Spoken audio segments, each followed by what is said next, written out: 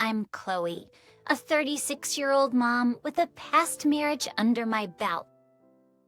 I used to work as a bartender, but now I'm a stay-at-home mom to a 3-year-old boy. Life is good now, but my marriage to my ex-husband was a mess. The mess was largely because of my ex-husband, but there was actually another reason. That was my sister, who's 2 years younger than me. Jessica managed to steal my then-husband right from under my nose. This all happened 3 years ago.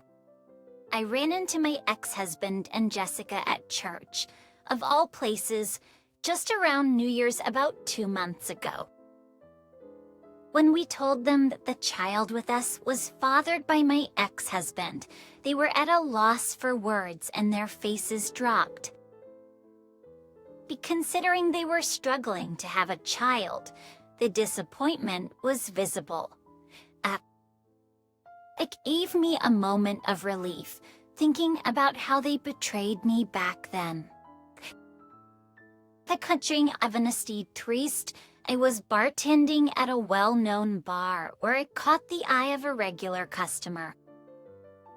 This was the kind of bar frequented by politicians, bureaucrats, and business moguls. I had some experience bartending elsewhere, but got this gig through a friend's introduction. After working there for a few months, I met the man who would later become my ex-husband, a government official. I was around 30, starting to think it was high time to settle down. "You're really cute, totally my type," he told me, clearly smitten. My prestigious college background and my job at a major investment firm might have added to his interest. Honestly, I didn't care that he was a bureaucrat, but his flattery had me hooked.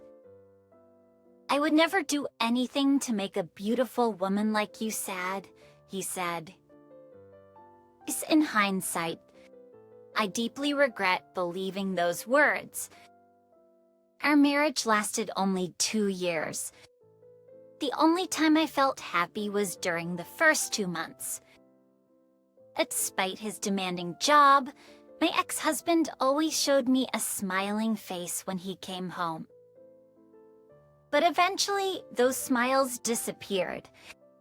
And to cut to the chase, my ex-husband was careless in his relationships with women, believing that all social engagements were part of work. I later found out that he had been flirting with women at every party he attended. "You must be tired after all that networking today. Want to take a bath?" I would always say, caring and supportive. What a fantastic wife I was. But after only 6 months, he would brazenly say to me, "Stop worrying about me. Just be thankful you're living a good life because of me." Stop worrying about me. Just be thankful you're living a good life because of me. Dank Australia Tentoret stew. I convinced myself that he was just tipsy and let it slide. Looking back now, I feel like crying from the sheer effort I put into our relationship. I have a younger sister, 2 years my junior. We look nothing alike, and our personalities are polar opposites. Growing up, Jessica always wanted what I had. She would beg my mom for the same beads and hair accessories that I had in my jewelry box. Instantly, Jessica stopped asking Mom and started taking them directly from me. It was when I confronted her, she'd cry and say, "But everything that belongs to you belongs to me." My little sister was a bully. That little bully grew up to be an adult bully.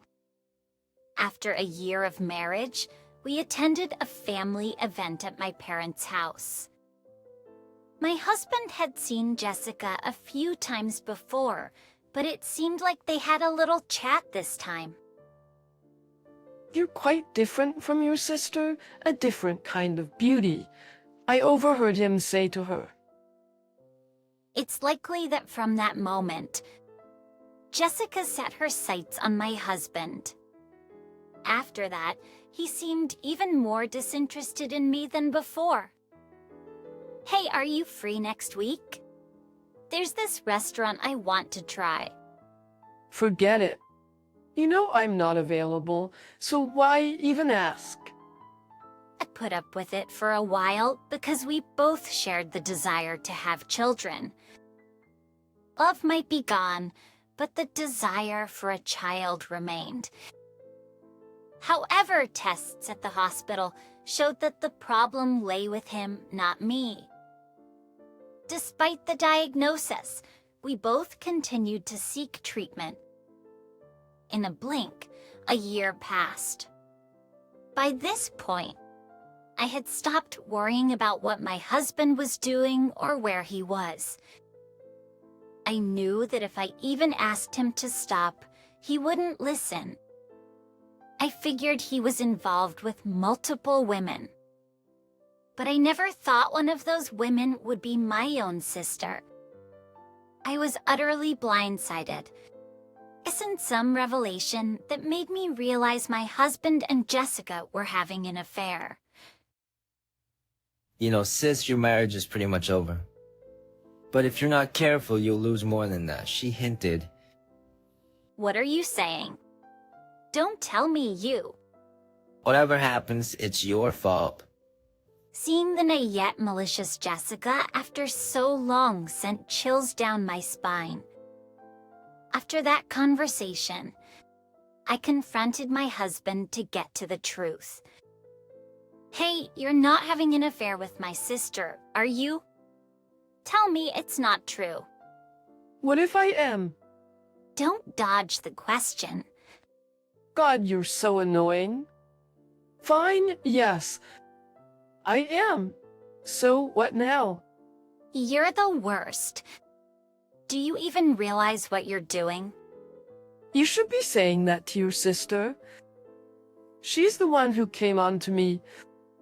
Even if she did, why would you go along with it? Well, I'm a guy, so can't help it.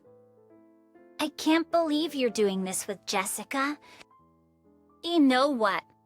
Fine, we're done. We were already over anyway. Bye. Even though the love was already gone between me and my husband, learning he cheated with my sister. Jessica was a hard pill to swallow. The audacity he had to casually admit it. It felt like both of them were mocking me. The frustration was unbearable. I divorced him right after this shocking truth came to light. As for Jessica, I cut her off via email and chose to put the incident behind me. About a month later, an unexpected turn came my way. A female colleague from my days working in finance reached out. We were connected on social media and occasionally exchanged messages, but it had been a long time since we met for drinks. We caught up and had a great time. Although my story was grim, she laughed it off and mentioned someone she wanted to introduce me to. Enter Ethan, my current husband. Ethan was her investment buddy. He was just an average office worker, but had a knack for investing, managing a significant portfolio. They'd become friends through offline meetups she organized based on his investment blog. I took an instant liking to the upbeat Ethan. I've been divorced before. Is that all right? I'm still single. Is that okay? We both just had to laugh it off. Ethan seemed to think we clicked, and we started dating right away. We got married after about 6 months. Chloe want to invest in me. For me is, I couldn't help but laugh at Ethan's unique proposal. I believed his proposal was one where I could see us being happy together for the rest of our lives. The truth is, I was already pregnant with Ethan's child even before I got remarried, actually, shortly after we started dating.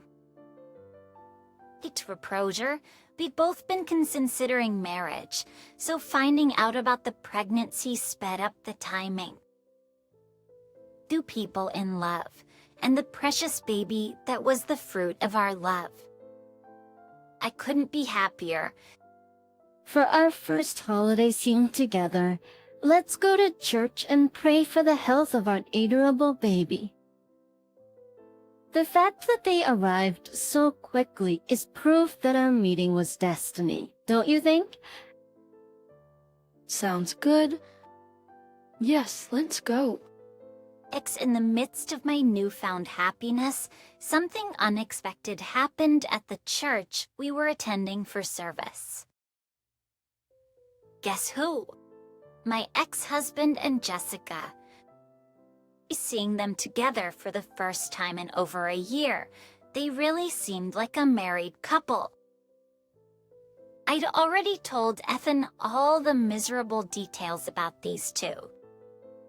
Hey, I'm going to go talk to them. Is that okay?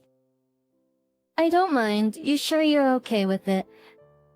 Yeah, I'm fine. I'll explain later, but can you play along that this baby is my ex's child? Such as my ex-husband and Jessica approached us, we pretended not to notice and went up to them. Wow, what a coincidence. It's been ages, sis. Jessica's face, which I hadn't seen in a long time, seemed even more twisted than before. How nice to see you two look so happy together. We are. We're officially married now. Nice to meet you. I've heard so much about you. Like what? Anyway, why'd you go and have a baby with this guy? He doesn't look like he's got much of a future. Poor kid. Don't ever become the type of person who can only judge others by their looks or titles, okay? Ethan said this as if he was talking to the baby, but the snide remark was clearly aimed at Jessica. Old words for a first meeting. Do you even know who I am? Of course, you're some kind of big shot, right? By the way, do you realize that this is actually your child? At Ethan's statement, my ex-husband and Jessica froze. They seemed completely baffled. What are you talking about? Stop joking. Jessica, who was so eager to have a child, looked incredibly frustrated. It turns out they still hadn't been able to have children. Actually, right after we divorced, I found out I was pregnant. Surprising, right? Not that it's your child, but that I finally got the child I've been wishing for. I met Ethan soon after, and we got married. He agreed to raise this child with me, unlike you. You're kidding, really? Why hasn't it happened for us? Why can't we have a child? I don't know, maybe because karma is real. Maybe if you start doing good deeds, like volunteering or donating to charities, your wishes will come true. Since you're at church, why not pray for that? You can't be serious. There's no way I can let this guy raise my special child. He comes from a line of bureaucrats. This can't happen. Both of them were completely rattled. Jessica looked like she was about to cry. frantically trying to gain some sort of upper hand over us. Alex, I talked to Mom. How this guy's just an office worker, raising a child with a man who doesn't even make that much. That's just asking for this kid to be unhappy. And let's not forget, the child's biological father is from our family. How shouldn't we have the right to reason? Am I wrong? Absolutely. And you know, even after the divorce, if you knew you were pregnant, you had a responsibility to tell me. After all, it's my child. You think a person like you can raise a child? Don't kid yourself. You don't have the right to know, let alone the right to raise this child. Hey, stop this ugly argument in front of the baby. You abandoned Chloe and this child, remember? Just like Chloe said, you don't have any obligation to be informed or any right to be involved. Sorry, but it's true. And for your information, I might be an office worker, but I've done well in investments. I actually have more assets than you. I don't mean to brag, but don't worry. This child won't be unhappy. Shall we go, Chloe? Yeah, take care. Especially you two, the careless womanizer and the greedy one. Ignoring the flustered and frustrated pair, we left the church. I'm sorry you got caught up in this, and thank you for going along with me. No problem at all. Honestly, I'm impressed with how well I went along with it. I mean, that was some award-winning acting. I fell for you all over again. I never thought I'd end up at the church for the sake of this child, let alone run into those two there. But thanks to that, I was able to get back at my ex-husband and Jessica. I was secretly waiting for this moment. The moment I saw them at the church, it hit me. I could make them squirm with a lie, claiming the baby is from my ex-husband. I'm fully aware it's a cruel lie, generally speaking. But let's not forget the heartless things those two have done to me in the past. No regrets. It was a necessary lie to maintain my sanity going forward. Mom, you don't have to tell Jessica about me, okay? You know the situation, right? Oops, my bad.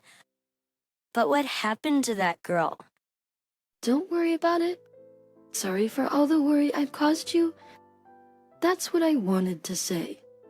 It's okay, as long as you're healthy and happy. You're getting along with your current partner, right? Absolutely. I'm scared of how happy I am, actually. Having daughters who've swapped the same man as their husband would have been a big worry for Mom. I was always concerned about how this could be a strain on her heart. And the fact she's living alone in the family home since my dad passed away, that's another concern for me. When I mentioned this to Ethan, he was the one who suggested we should move in with Mom. Aryusha. I really like your mom, Chloe. She's a fun person. Living with her would be like having two clothes around. It'll be fun. Well, should I take that as a compliment? It made me realize how understanding he is. Plus, Mom would be thrilled to see her grandchild every day, and we'd have an extra pair of hands to help with the kid. I can't thank you enough, Elise. So you love me even more now. Let me think about that. What do you mean, let me think?